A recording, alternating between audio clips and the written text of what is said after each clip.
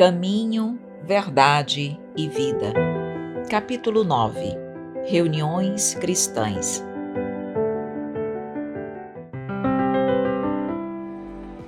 Sou Evelyn Freire e estou aqui com você para mais um podcast. Neste capítulo, Emmanuel nos fala da importância das reuniões cristãs, mas ele faz um destaque especial para aquelas onde há o intercâmbio com o plano espiritual. Nos mostra que Jesus, ao ressuscitar de forma gloriosa, vem em espírito reunir-se com os discípulos, trazendo a eles a sua luz, o seu amor, o alimento para a alma daqueles corações. E Emmanuel nos mostra, portanto, que Jesus, a partir desse ato, ele aliviou as determinações de Moisés, porque nós sabemos que Moisés havia proibido o intercâmbio com o plano espiritual. E nesse momento, Jesus vem ao encontro dos discípulos saudosos, mostrando que o intercâmbio, quando ele é útil, quando ele é movido por interesses construtivos, ele é maravilhoso. Claro que nem todas as reuniões precisam ser pautadas pelo intercâmbio com a espiritualidade. Todas as reuniões onde as pessoas se unem para receberem a inspiração e os eflúvios da espiritualidade superior são benéficas. E é por isso que Emmanuel começa trazendo para nós uma passagem do Evangelho de João, no capítulo 20, versículo 19, que nos diz: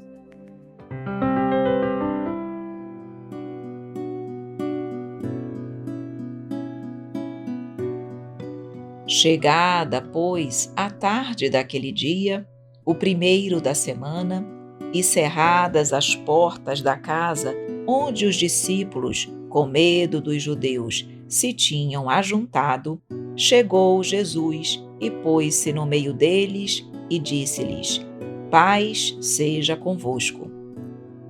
Desde o dia da ressurreição gloriosa do Cristo, nos diz Emmanuel, a humanidade terrena foi considerada digna das relações com a espiritualidade. O Deuteronômio proibira terminantemente o intercâmbio com os que houvessem partido pelas portas da sepultura, em vista da necessidade de afastar a mente humana de cogitações prematuras. Entretanto, Jesus, assim como suavizara a antiga lei da justiça inflexível com o perdão de um amor sem limites, aliviou as determinações de Moisés, vindo ao encontro dos discípulos saudosos.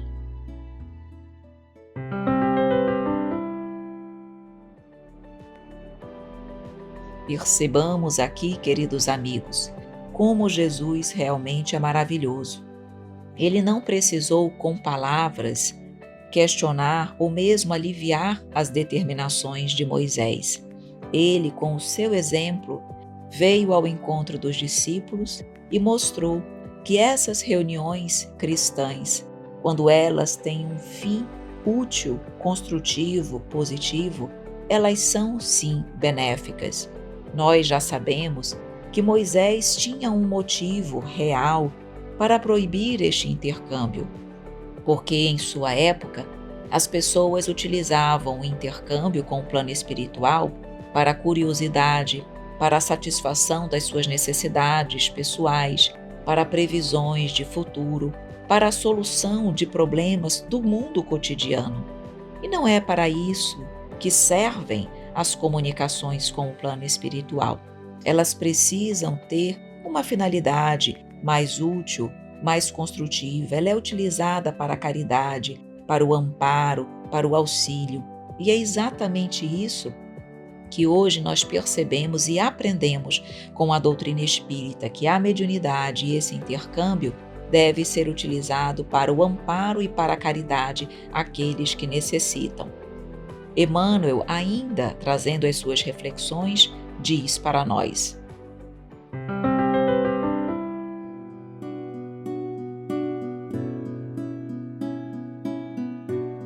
Cerradas as portas, para que as vibrações tumultuosas dos adversários gratuitos não perturbassem o coração dos que anelavam o convívio divino, eis que surge o Mestre muito amado, dilatando as esperanças de todos na vida terrena.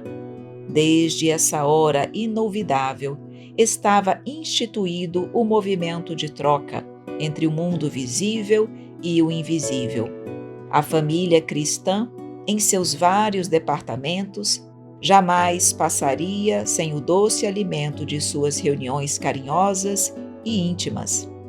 Desde então, os discípulos se reuniriam tanto nos cenáculos de Jerusalém como nas catacumbas de Roma. E nos tempos modernos, a essência mais profunda dessas assembleias é sempre a mesma, seja nas igrejas católicas, nos templos protestantes ou nos centros espíritas.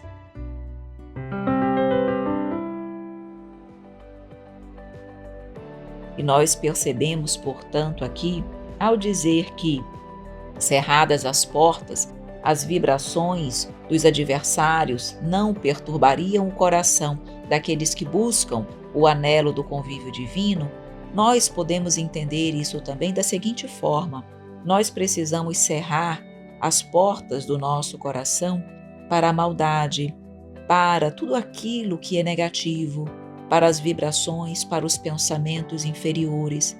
Não significa apenas cerrar as portas físicas, mas nós precisamos guardar o nosso coração das influências perniciosas, de tudo aquilo que pode nos afastar do caminho que nós escolhemos, do caminho que nos leva até o Pai.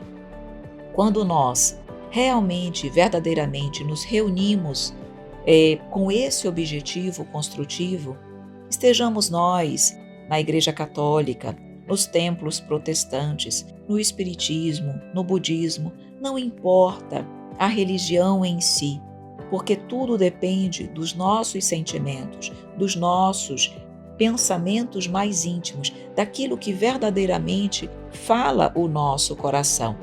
E que nós possamos, portanto, lembrar do exemplo do Mestre, que nessas reuniões maravilhosas, ao lado dos seus discípulos, ele continuou dilatando as nossas esperanças para uma vida melhor e mais feliz. E desde esse momento, o intercâmbio se tornou maravilhoso, o intercâmbio se tornou digno de admiração, digno realmente de ser instituído e vivenciado em nossas vidas, desde que nós saibamos dar a essas reuniões, dar a esse intercâmbio uma boa e feliz destinação. E precisamos, portanto, utilizar o intercâmbio com o plano superior de uma forma construtiva, nos elevando o espírito e facilitando a nossa chegada até o Pai. E finalizando, nos diz Emmanuel: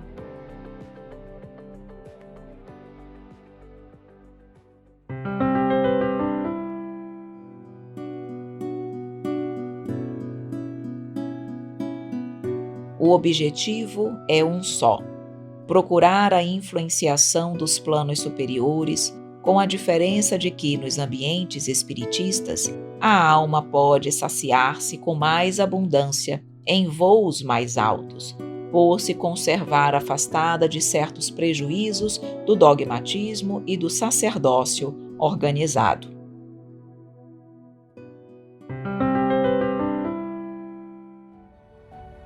E nós, que temos a honra de sermos espíritas, de conhecermos mais as verdades espirituais, precisamos aproveitar esses momentos da melhor maneira, tirando dessas reuniões todo o aprendizado, todo o amparo, toda a luz que nós necessitamos para a nossa espiritualização, também para que possamos ajudar o nosso próximo a encontrar a sua própria espiritualização, a trabalhar diariamente a sua reforma íntima.